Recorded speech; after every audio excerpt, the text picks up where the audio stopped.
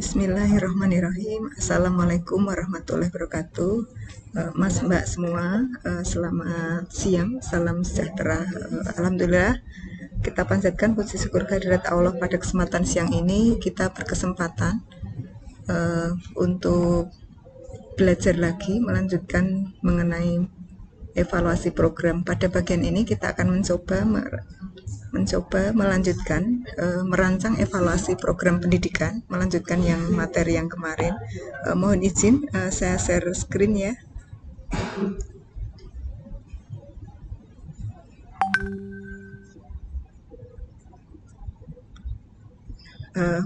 Merancang evaluasi program pendidikan.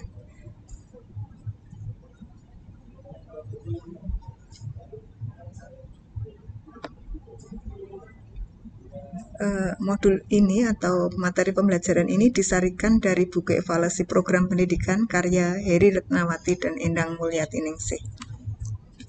Pada modul ini kita akan diskusikan mengenai bagaimana menuliskan judul dan latar belakang yang terdiri atas 3 bagian, yakni menentukan judul penelitian evaluasi, kemudian latar belakang evaluasi program, kemudian yang ketiga identifikasi masalah, kemudian bagian kedua kita akan mencoba belajar merumuskan masalah, kemudian merumuskan tujuan dan manfaat evaluasi. Mas-mas, mbak-mbak ya, ketika kita menentukan judul evaluasi, judul itu sebenarnya perlu kita ambil dari programnya sendiri. Judulnya itu harus kita ketahui apakah kita itu akan mengetahui atau mengevaluasi kebijakan pendidikan ataupun akan mengevaluasi program-program lembaga pendidikan dalam rangka mengimplementasikan kebijakan. Ini beberapa contoh terkait dengan program sekolah yang dilaksanakan sesuai dengan kebijakan pemerintah.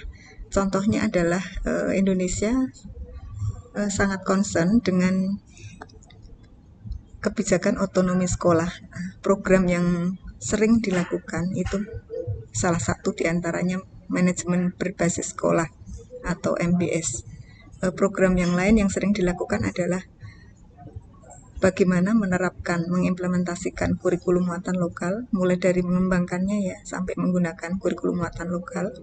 Kemudian kurikulum tingkat satuan pendidikan, ada juga sekarang itu kalau di SMA swasta, SMA negeri yang besar itu menggunakan kurikulum dengan sistem SKS. Kemudian bagaimana juga adanya komite sekolah. Nah, kita bisa mengevaluasi dari situ. Contoh judul penelitian diantaranya ya, evaluasi pelaksanaan manajemen berbasis sekolah di SMA atau di MA, evaluasi pelaksanaan kurikulum muatan lokal keterampilan di SMP, evaluasi pelaksanaan kurikulum tingkat satuan pendidikan, efektivitas penerapan manajemen berbasis sekolah di SMP, dan seterusnya. Ada bisa juga evaluasi pelaksanaan sistem kredit semester di SMP atau MTS dan seterusnya. Kemudian Mas dan Mbak ya, contoh lain itu misalnya wajib belajar. Wajib belajar itu kan kalau di kita 9 tahun. Demikian juga pemerataan akses yang terkait dengan kebijakan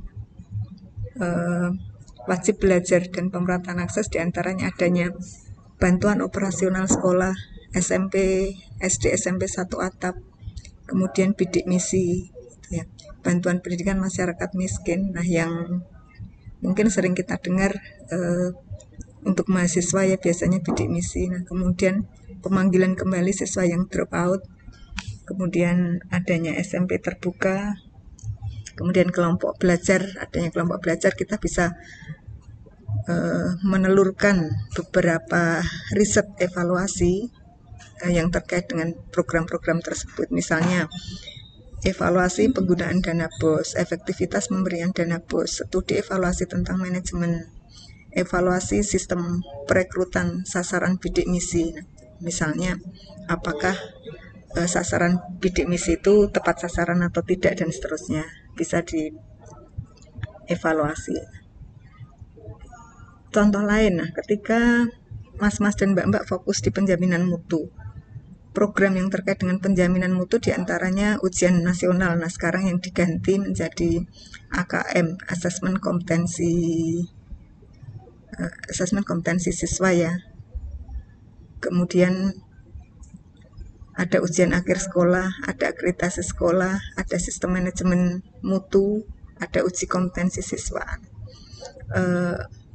Kalau sekarang ujian nasional kan nggak ada, jadi coba kita fokus ke ujian akhir sekolah saja, misalnya mengevaluasi pelaksanaan ujian akhir di sekolah, evaluasi kualitas butir ujian akhir sekolah, dampak ujian atau dampak tidak adanya ujian terhadap motivasi belajar siswa, kemudian studi evaluasi mutu sekolah berdasarkan status akreditasi sekolah, dampak penerapan sistem manajemen mutu, dan seterusnya ya. Contoh lain adalah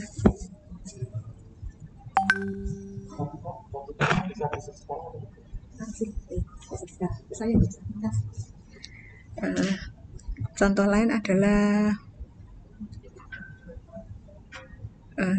ini judul-judulnya ya. Kalau penjaminan mutu terkait dengan peningkatan mutu pendidikan, ini yang kemarin kita bahas, efektivitas penyelenggaraan sekolah bertaraf internasional. Nah, sekarang mulai ada lagi.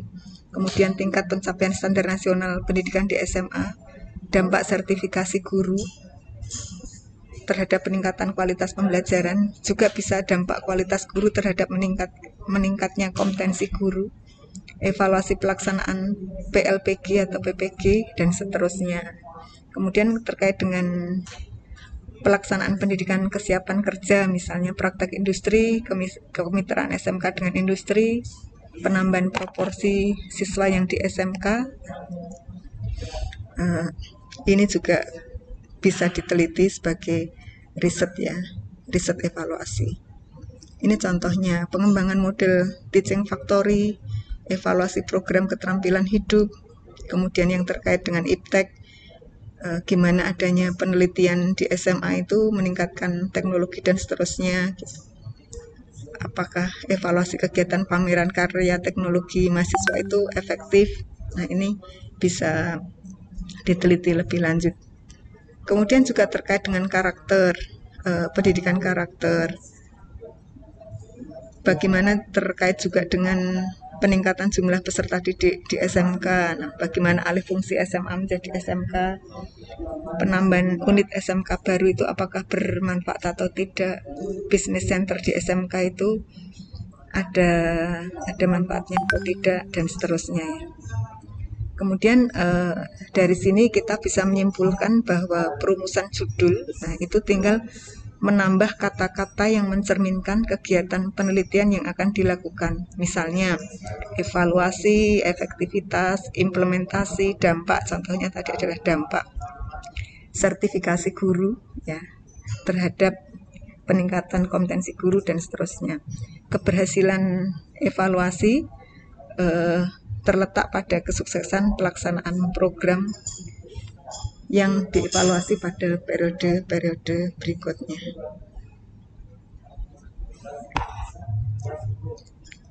Kemudian kita lanjut ke bagian 2 gitu ya, ke latar belakang evaluasi program.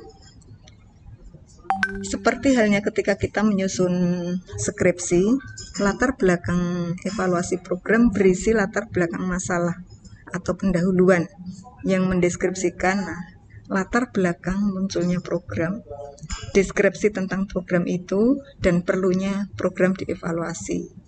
Ya, kalau secara lebih spesifik, penyusunan latar belakang itu terkait dengan latar belakang program, rasional programnya apa. Sebagai contoh, misalnya pendidikan karakter, latar belakang atau rasional program pendidikan karakter itu apa. Kemudian kita deskripsikan secara singkat implementasi program pendidikan karakter seperti apa. Kemudian deskripsi singkat tentang tujuan umum program seperti apa. Kemudian deskripsi singkat tentang sasaran program yang paling tepat seperti apa. Nah, kemudian di sini evaluator menuliskan ke dalam beberapa pokok pikiran gitu ya. Kemudian dikembangkan untuk menjadi paragraf yang lebih koheren dan sistematis. Kemudian ketika kita mencoba memaparkan latar belakang, itu biasanya ada 3 poin ini, yakni menemukan masalah, kemudian harapan-harapan setelah masalah diatasi, sama urgensi atau pentingnya evaluasi itu dilakukan. Sebagai contoh ya, contoh kerangka latar belakang. Contohnya adalah di sini evaluasi program pelatihan life skill, keterampilan gitu ya, bagi remaja putus sekolah di sanggar kegiatan belajar atau SKB. Nah, SKB ini banyak ya di sekitar kita. Sesuai dengan konteks judul. Nah, yang kita angkat adalah life skill. Misalnya contoh kerangka latar belakangnya berisi remaja putus sekolah memerlukan bekal keterampilan supaya dapat hidup sendiri. Kemudian SKB memiliki kewajiban membina anak sekolah. Kemudian salah satu program SKB mengadakan pelatihan life skill. Pelatihan berisi kegiatan. Nah, kegiatannya apa? Dideskripsikan yang tujuannya. Nah, kita kan terkait dengan program kan masing-masing program punya tujuan. Kemudian efektivitas pelaksanaan program itu perlu dievaluasi kenapa. Kemudian ketika hasil evaluasinya itu memberi umpan balik untuk siapa, misalkan bagi SKB atau bagi pembuat kebijakan, kaitannya dengan memperbaiki program berikutnya, karena manfaat dari evaluasi adalah perbaikan program. Kemudian contoh lain, ini studi eksploratif terkait pendidikan karakter di SMA, atau bisa juga misalkan implementasi ya, judulnya yang lebih menggambarkan evaluasi adalah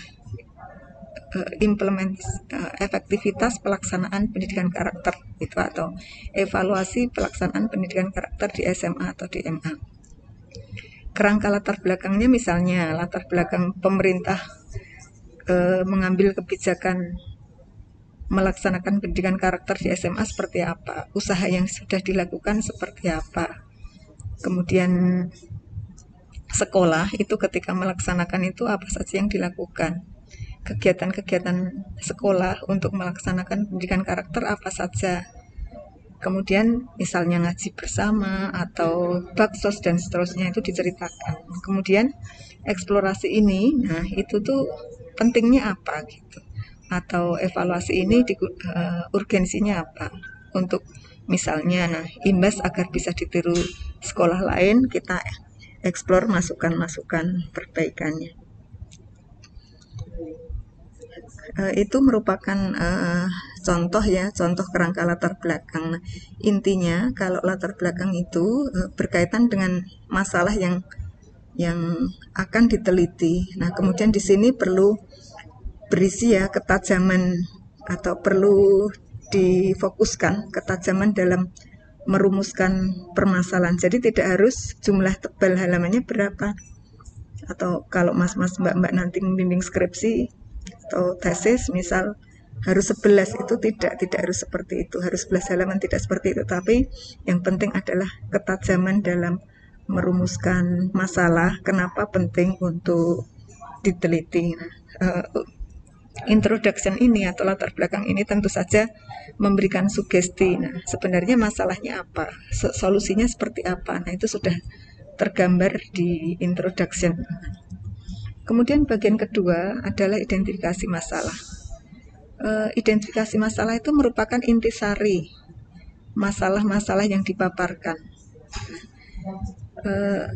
Dari identifikasi ini, nah kita bisa mencari semua kemungkinan yang menjadi penyebab masalah dan mengidentifikasi kemungkinan solusi dari masalah-masalah yang akan diteliti.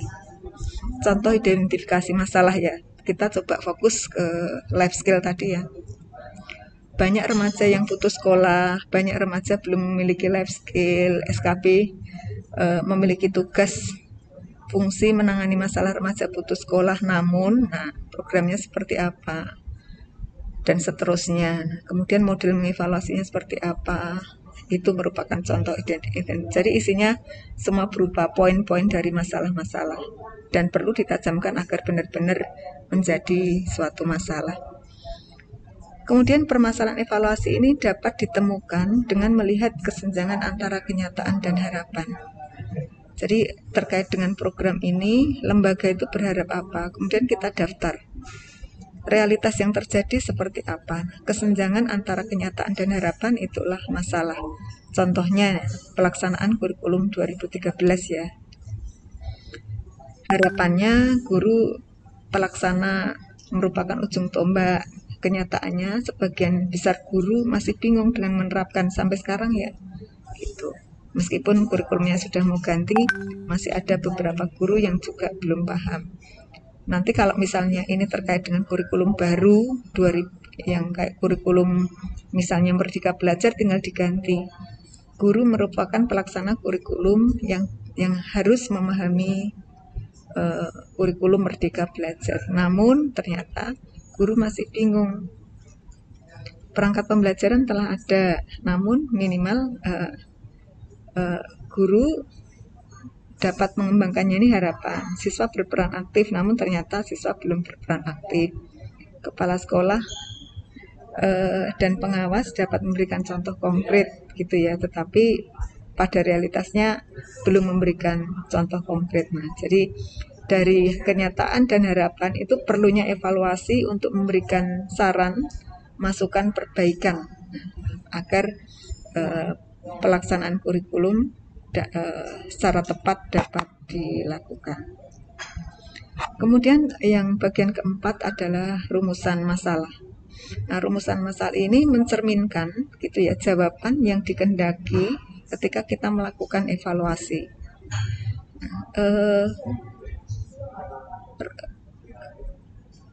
Untuk rumusan masalah ini itu sangat tergantung dengan model evaluasi atau komponen evaluasi yang akan digunakan.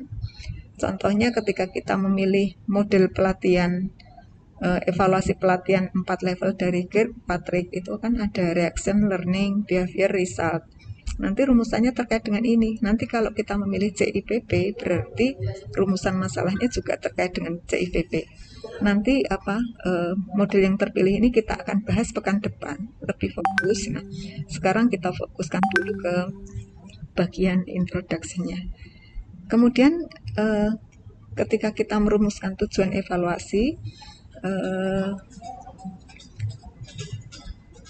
tujuan ini berisi substansi yang sama dengan pertanyaan penelitian ya, atau dengan rumusan masalah.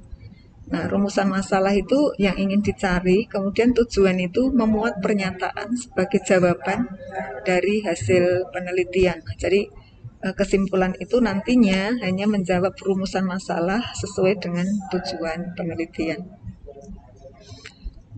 Nah, ini contoh model evaluasi 4 level. Nah, sama kita sajikan nanti contoh untuk model evaluasi yang CIPP. Kalau 4 level itu kan ada reaction, learning, behavior, sama result ya. Tahapan 1 dapat diukur dari apa yang dipikirkan peserta, tingkat kepuasan peserta setelah menjalani program, dan keinginan-keinginan yang belum dipenuhi selama penyelenggaraan program. Reaksi ini ada 2 macam, reaksi negatif dan reaksi positif. Kemudian yang masalah-masalah yang terkait dengan tahap 1 ini ya, level 1 ini, contoh rumusan masalah. Bagaimana reaksi peserta terhadap program pelatihan? Bagaimana reaksi peserta terhadap program? Tujuannya mengetahui reaksi peserta. Jadi rumusannya adalah bagaimana reaksi peserta, tujuannya adalah mengetahui reaksi peserta.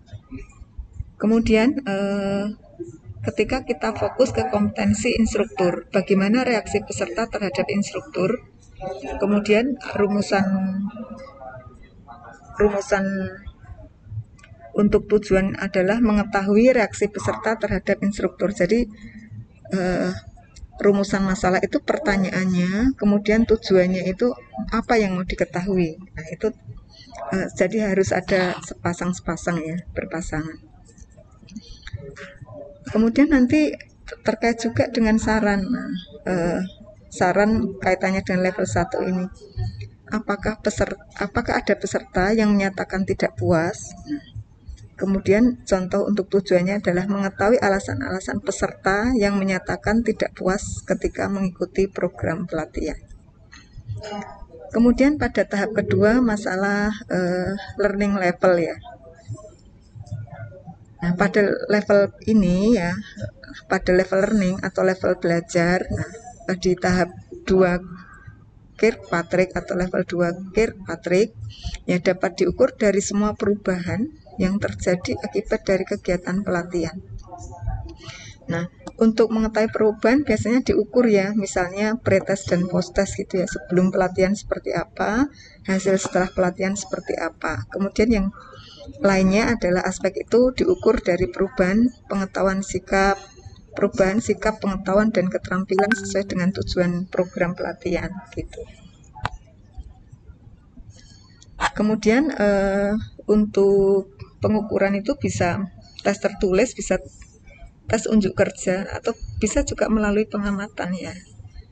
Jadi nanti sesuai dengan apa yang diukur. Kalau nanti mas-mas mbak-mbak mau mengukur perubahan sikap setelah hasil pendidikan karakter, tentu saja juga harus melalui pengamatan ya. Jadi karakter tidak bisa diukur hanya dengan tes tertulis atau dengan angket saja, tetapi yang paling utama adalah dengan pengamatan. Kemudian materi yang diproses belajar tentu saja sesuai dengan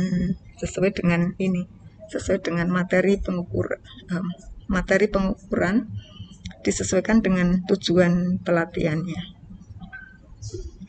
Kemudian masalah-masalah yang muncul dan dicari jawabannya, itu misalnya kompetensi peserta. Contoh rumusan masalahnya adalah bagaimana life skill peserta program pelatihan sebelum dan sesudah pelatihan.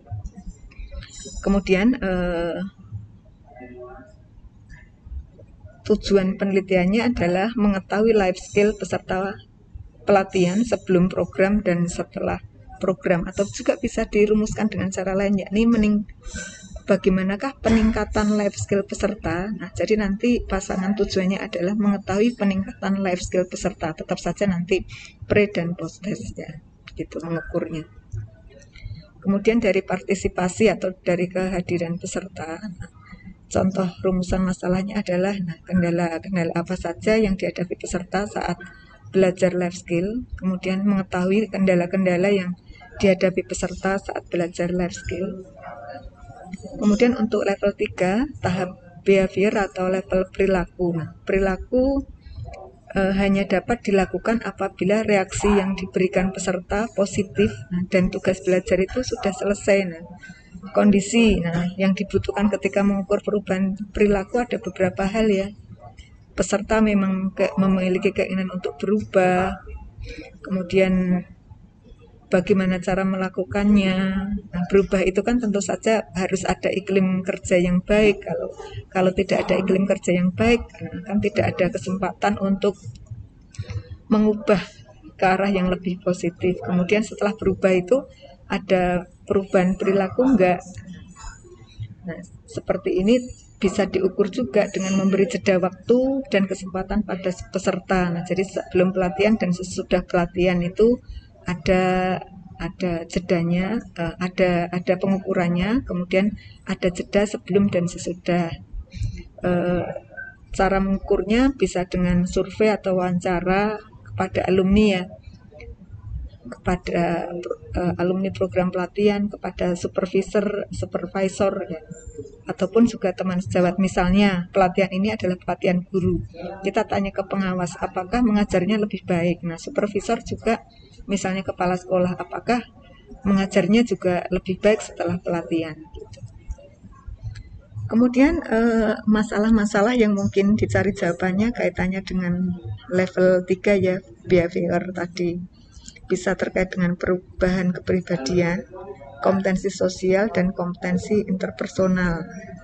Contoh rumusan masalahnya, apakah peserta mampu menerapkan life skill yang dilatihkan. Nah, kemudian tujuannya adalah mengetahui penerapan life skill yang dilatihkan, dan seterusnya.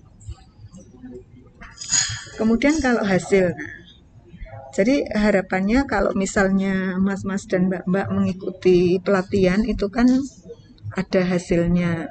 Evaluasi hasil itu biasanya dilakukan setelah peserta kembali ke lingkungan kerja masing-masing, atau kita memberi namanya dengan istilah tracer study. Nah, hasil akhir bisa juga peningkatan produksi, perbaikan kualitas. Nah, kalau di pabrik kan biasa peningkatan produksi, perbaikan kualitas. Nah, kalau pelatihan menjahit nanti jahitnya menjadi lebih halus. Kalau pelatihan mengajar, setelah itu pembelajarannya menjadi jauh lebih berkualitas dan seterusnya. Nah, jadi result ini hanya diukur dari objek yang dapat dilihat gitu ya, tidak kasat mata. Kemudian terkait dengan peningkatan baik tidak kasat mata seperti peningkatan motivasi kerja, manajemen waktu yang lebih efisien dan seterusnya. Bisa juga yang kasat mata yang bisa diukur, misalnya dengan daftar cek, kuesioner, ataupun yang lain-lain yang misalnya jumlah barang, kualitas barang dan seterusnya kan bisa diukur.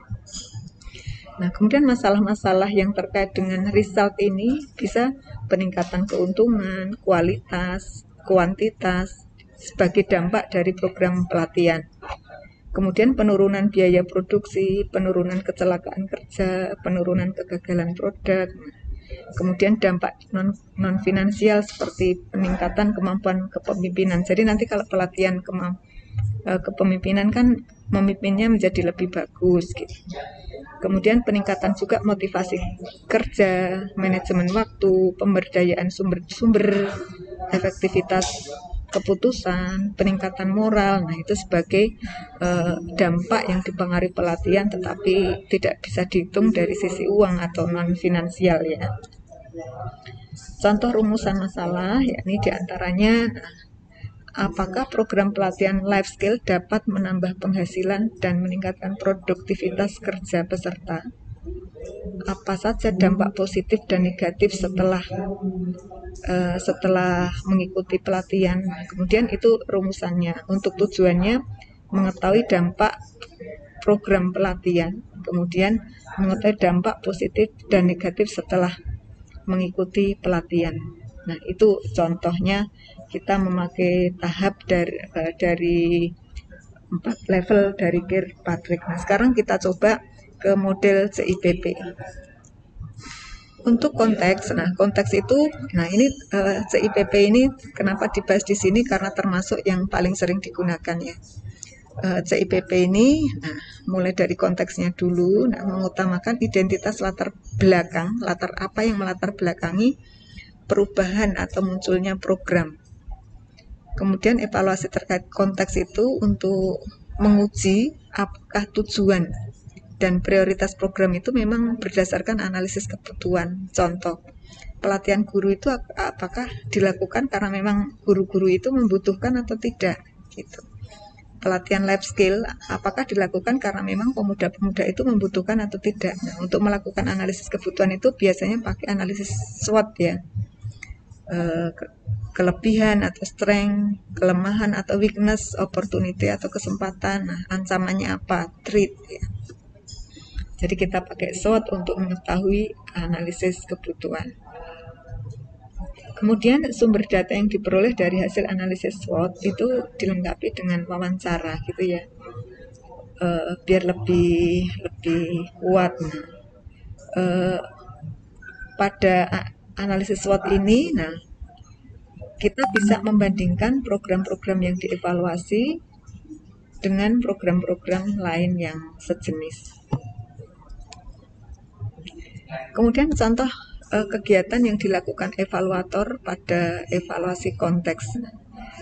Bisa mulai dari visi, misi, tujuan, sasaran, prioritas program, kemudian latar belakang program seperti apa, kesesuaian tujuan program dengan masalah yang akan dipecahkan, kemudian potensi peluang untuk memenuhi kebutuhan, kemudian informasi latar belakang kebutuhan. Nah, ini contoh dari evaluasi konteks ya.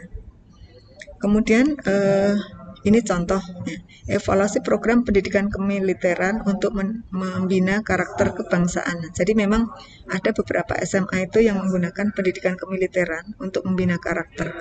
Nah, contoh rumusan masalahnya adalah hal apa saja yang melatar belakangi seperti itu. Apa saja tujuan programnya. Kemudian ketika mengevaluasi konteks, nah kita tujuannya adalah mengetahui latar belakang sekolah menyelenggarakan program pendidikan kemiliteran, kemudian mengetahui tujuan program pendidikan kemiliteran. Kemudian terkait dengan keputusan hasil evaluasi konteks, nah kita gunakan untuk memilih program dari alternatif yang mungkin. Jadi mungkin yang cocok A, B, C, D, tetapi yang paling cocok adalah A. Nah, seperti itu. Kemudian kita juga bisa memperbaiki tujuan program. Kita juga bisa membantu menilai efektivitas dan signifikansi dari program. Kemudian yang kedua adalah evaluasi input. Ketika evaluasi input, nah kita mengevaluasi atau mengidentifikasi dan menilai kapabilitas sumber daya. Nah, sumber daya itu bisa manusia, alat, bahan, waktu, tempat, biaya. Kemudian ketika pelaksanaannya kita membandingkan strategi pemecahan masalah dan perancangan tahap kegiatan menggunakan sumber daya yang dimiliki. Nah, contohnya adalah ketika evaluasi input kita mengidentifikasi kesesuaian antara rencana kerja dengan biaya dan waktu, ketersediaan alat bahan, kemudian kapabilitas SDM. Contoh kita punya program ABCD, tetapi ternyata waktunya tidak ada. Nah, dari situ kita bisa melakukan evaluasi input, berarti program itu nggak cocok karena inputnya kurang gitu. Contohnya misalnya pembelajaran daring bener ya, ternyata kita internetnya aja nggak ada. Nah, gimana kita mau melaksanakan pembelajaran daring? Dari situ kan kelihatan dari sisi sarpras. Kemudian contoh kegiatan yang dilakukan evaluator pada evaluasi input ya. Yang pertama, mengidentifikasi dan menelusuri inputnya, kemudian menilai visibilitas strategi berdasarkan sumber daya manusia, sarana prasarana, waktu, tempat, biaya, kemudian menilai kesesuaian strategi program berdasarkan kriteria standar berdasarkan kajian literatur. Nanti insya Allah di bagian belakang-belakang kita mencoba mengkaji gitu ya cara menyusun kriterianya. Kemudian menilai kesamaan dan perbedaan input dari program lain, kemudian mendiskusikan temuan evaluasi input untuk memberikan umpan balik. Kemudian contoh rumusan terkait dengan evaluasi input ya, apakah input telah memiliki kualifikasi, apakah sarpras sesuai, apakah waktu dan tempat itu tersedia, kemudian tujuannya, nah sepasang dari rumusan masalah ya, sesuai dengan rumusan masalah untuk mengetahui titik-titik, mendeskripsikan titik-titik, untuk menguji titik-titik sesuai dengan rumusan masalah evaluasi. Kemudian keputusan hasil evaluasi yang terkait input ya tentu saja memperbaiki program untuk mengoptimalkan sumber daya. Kemudian kita bisa memodifikasi input sesuai dengan kriteria. Kemudian evaluasi proses gitu ya. Yang ketiga dari CIPP. Evaluasi proses ini bertujuan untuk mengidentifikasi atau memprediksi hambatan-hambatan selama implementasi program. Kemudian selama proses, evaluator itu mencatat atau mendokumentasikan kejadian, kemudian memonitor dan menemukan informasi khusus dan menilai gitu ya, apakah proses itu memang berhasil atau tidak sesuai dengan rencana. Contoh kegiatan evaluator pada evaluasi proses ya, memonitor, mengevaluasi dan dokumentasi, kemudian mengelaborasi dengan staf program, kemudian mewawancarai sasaran pengguna program. Nah, kemudian contoh rumusan masalah pada evaluasi proses, misalnya bagaimana proses pelaksanaan pendidikan, hambatan-hambatan apa saja yang dialami, bagaimana tanggapan siswa terhadap program pendidikan kemiliteran, dan seterusnya. Rumusan tujuannya, nah mengetahui gitu ya. pada evaluasi hasil proses ini tentu saja memberikan umpan balik pada pimpinan terkait kegiatan mana yang tidak efisien, kemudian gimana cara memperbaikinya, kemudian salah satunya juga memberikan informasi untuk mengambil kebijakan apakah program itu tetap dilaksanakan, dihentikan, atau diperbaiki. Kemudian yang bagian keempat adalah evaluasi produk gitu ya. Itu terkait dengan mengukur, menginterpretasikan dan memutuskan hasil apakah sesuai dengan tujuan. Kemudian evaluasi produk ini juga sering dilakukan untuk mengukur dampak jangka panjang ya. Jadi misalnya dampak positif atau negatif gitu ya. Kemudian pengukuran itu atau hasil itu bisa dideskripsikan secara kuantitatif dengan pengukuran atau kualitatif dengan pengamatan. Kemudian hasil evaluasinya nanti tentu saja dibandingkan dengan kriteria apakah program itu berhasil atau tidak. Contoh rumusan masalah yang terkait dengan produk ya, apakah tujuan program itu meningkatkan nilai-nilai kebangsaan. Nah, tadi kan tujuan dari pendidikan militer adalah meningkatkan nilai-nilai kebangsaan ya. Sekarang rumusan masalahnya itu sesuai tidak dengan tujuan di awal. Kemudian dampak positif dan negatif apa yang diperoleh setelah mengikuti program pendidikan kemiliteran, apakah lebih halus budinya atau tidak, atau lebih tegas dan seterusnya.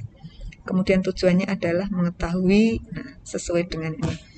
Kalau mengetahui ini tidak pakai tanda tanya ya, ini pakai tanda tanya. Jadi ini contohnya tidak bisa dicontoh, mohon maaf ya. Kemudian ketika produk itu sesuai dengan tujuan, hasil evaluasi itu dapat menjadi alat gitu ya untuk memperoleh dukungan finansial atau politik dari masyarakat atau sekolah yang digunakan memberi umpan balik program berikutnya,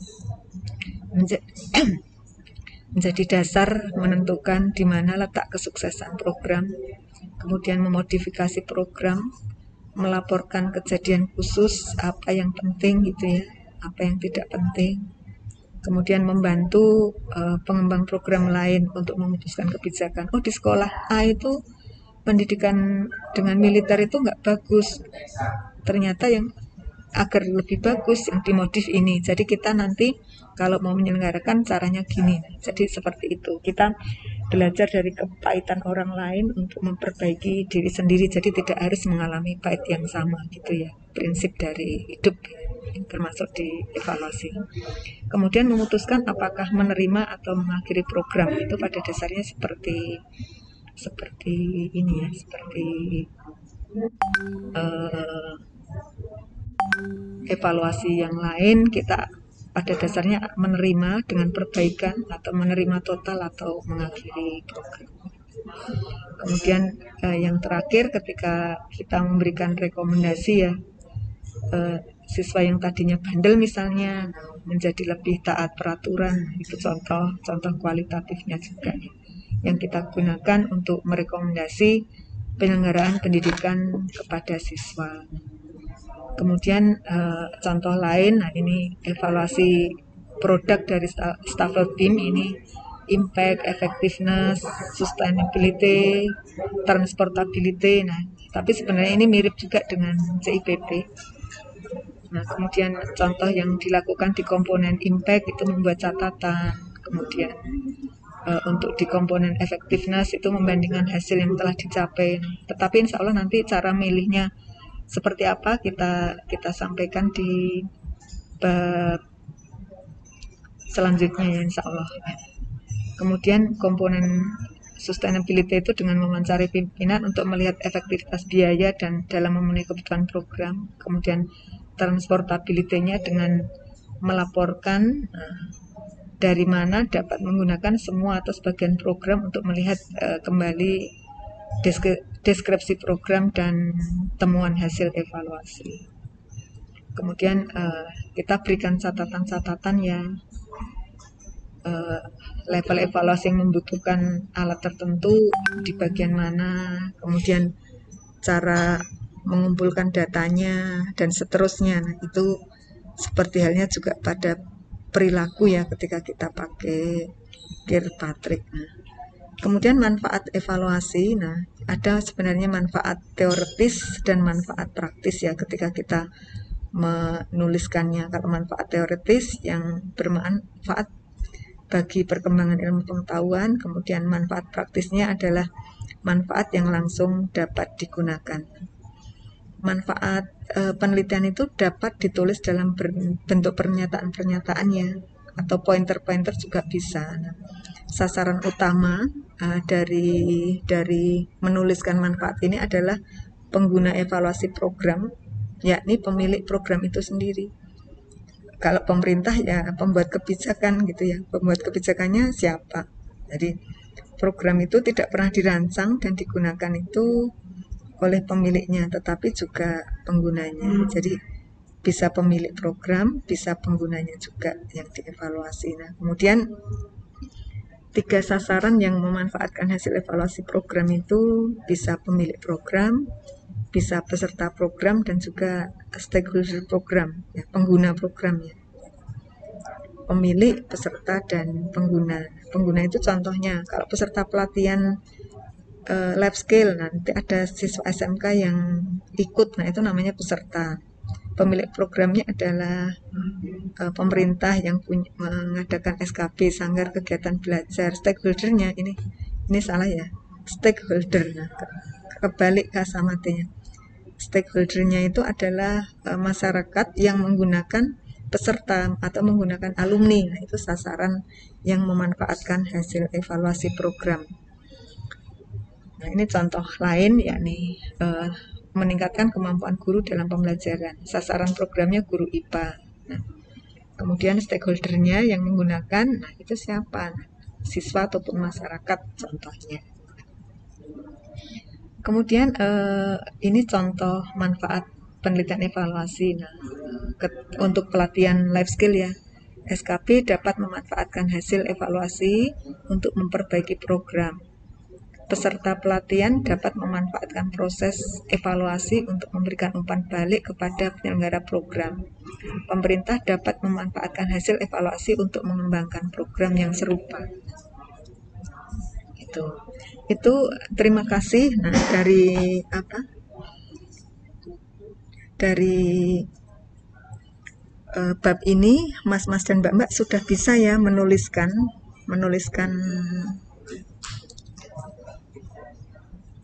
bab 1. Jadi bab 1 kan terdiri dari pendahuluan, kemudian rumusan masalah, tujuan evaluasi, dan manfaat evaluasi. Nah, jadi itu harapannya mas-mas dan mbak-mbak setelah mata kuliah ini selesai bisa menuliskannya sesuai dengan proyek masing-masing yang kemarin dipilih ya gitu. Bisa menggunakan CIPP, bisa menggunakan Kirkpatrick, atau bisa menggunakan Staffelbeam atau yang lain. Untuk cara memilihnya insya Allah kita fokus ke pekan depan lagi.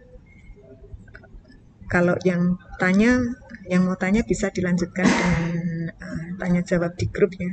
Terima kasih atas perhatiannya. Salam sehat selalu. Kita akhiri. Assalamualaikum warahmatullahi wabarakatuh.